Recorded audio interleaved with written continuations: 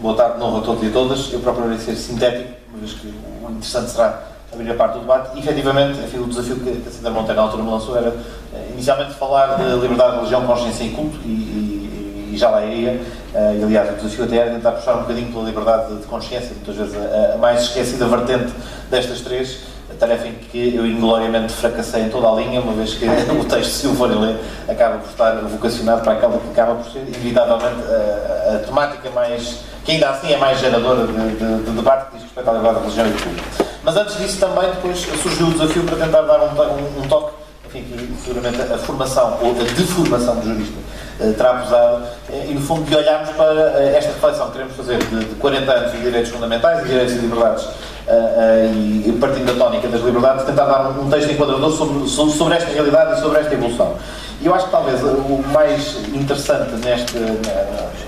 na nota que gostaria de deixar para enquadrar o debate, prende-se precisamente com o facto desta evolução dos direitos fundamentais e das liberdades fundamentais nos últimos 40 anos em Portugal, mas antes disso, à escala internacional, desde que as declarações de direitos e as proclamações de liberdades fundamentais começaram a aparecer, e, portanto, falamos de um processo que se inicia no essencial, com as características hoje do constitucionalismo moderno, no século XVIII, com as revoluções atlânticas, primeiro aliás, ainda no século XVII, com a Revolução Inglesa, e depois no século XVIII, com a Revolução Francesa e com a Revolução Americana, e de facto há uma contradição, aparentemente, há uma contradição logo patente e muito patente e de forma muito interessante no título que enquadra o jornal, que este dossiê, que é a ideia das liberdades contra a ditadura e o liberalismo. E se suprimirmos a ditadura, de facto, falar das liberdades contra o liberalismo pode parecer contraditório, mas de facto é tradutor de que a ideia das liberdades associada a um primeiro momento histórico, as liberdades típicas e próprias do século XIX, portanto as liberdades imediatamente ligadas à participação política, as liberdades do liberalismo clássico, o liberalismo no sentido, enfim, no sentido positivo que ele tinha, da mobilização progressista pela emancipação, da libertação do final do absolutismo e, no fundo, o processo que gerou o Estado Constitucional moderno, que gerou as Constituições americana, francesa e inglesa e que depois lançou o caminho para a evolução que se seguia, obviamente não é deste liberalismo que se fala quando se fala das liberdades contra o liberalismo. Portanto, esta primeira fase, este primeiro capítulo, e que o nosso texto constitucional de alguma maneira associa também a um primeiro capítulo de direitos fundamentais, enfim, a nossa organização deste capítulo sobre direitos fundamentais, primeiro olha para os direitos, liberdades e garantias, que grosso modo, em traços largos, portanto, de forma um bocadinho, enfim, mais redutora, porque é um bocadinho mais complexo que isto, mas de alguma maneira corresponde a esta primeira geração de direitos. Os direitos de liberdade associados, como eu dizia, à participação política, a liberdade, o direito de voto, mas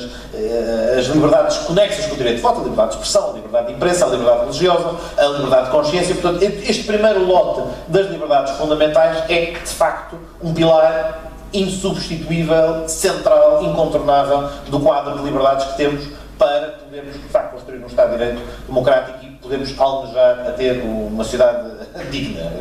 Nesta fase, acho que lutamos muito pela razoável, mas eu acho que a nossa meta tem que ser a sociedade digna e justa. Obviamente que ele não é compreensível hoje, e hoje o quadro de direitos e liberdades que dispensa a fase seguinte, a geração seguinte, não é compreensível e não é percepcionável se não olharmos para as liberdades que faltam e para os direitos e liberdades que faltam, no fundo, a segunda geração. No fundo,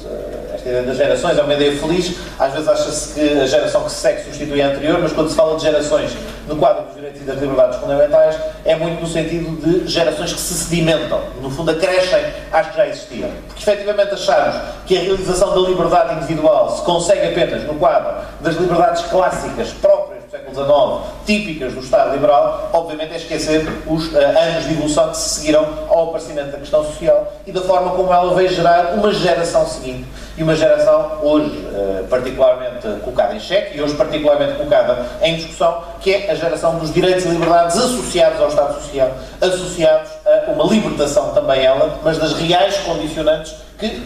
impossibilitavam a real igualdade, que impossibilitava a verdadeira liberdade dos cidadãos e das cidadãs, porque não reconhecia que a sua liberdade económica, no sentido de, não no sentido clássico, de poder fazer o que quiser, numa lógica de laissez-faire, laissez-passer, mas numa lógica, efetivamente, ter as condições, ter os instrumentos, ter as ferramentas para poder realizar-se. E quando não as tem, haver coletivamente uma missão e uma tarefa de as assegurar, sem percebermos e sem juntarmos esta segunda geração à primeira, de facto, as liberdades são coxas, são mancas, e de facto produziam resultados próprios, típicos do modelo do modelo de século XIX de economia, na qual, obviamente, da qual evoluímos, e que foi relevante, e que foi significativo, e que foi fundamental para darmos o primeiro passo, mas em relação ao qual temos que dar o segundo. Já tive aqui o alerta dos 5 minutos, mas queria só deixar a nota sobre, sem por isso depois regressar ao tema, mas já agora deixar a notinha e a pincelada sobre a liberdade que me foi distribuída, por assim dizer, a liberdade religiosa. Só para, no fundo, dar a nota de que, se calhar, enfim, eu mostrei o texto a 2 ou 3 pessoas antes,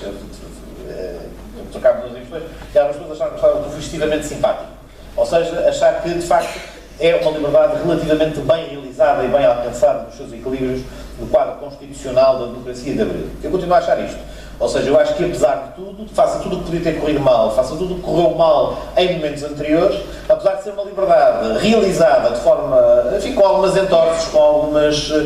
coxa em alguns aspectos, na medida em que subsiste muito do tradicional no relacionamento das liberdades fundamentais, desta liberdade em particular, eu acho que, apesar de tudo, o equilíbrio e os caminhos que se têm traçado nos últimos 40 anos têm sido marcadamente positivos. Se calhar ficava a tónica para o debate, se o balanço que podemos fazer da liberdade religiosa entre nós é ou não positivo. Eu acho que é particularmente positivo, e eu acho que mesmo no quadro europeu e no quadro internacional, em que este debate está a regressar à agenda pelas piores formas, de ambas as partes, diria, quer pelos extremismos que olham para uma jacobinização desnecessária para resolver o problema desta liberdade, quer da perspectiva daqueles que querem voltar a reocupar o espaço público com o fenómeno religioso impondo abusivamente, eu acho que o modelo equilibrado que temos, apesar das suas dificuldades e da sua imperfeição típica de todas as coisas humanas, mas apesar de tudo continua a ser um bom barómetro e aí faço-lhe um balanço relativamente positivo. Por aqui ficar. Muito obrigado.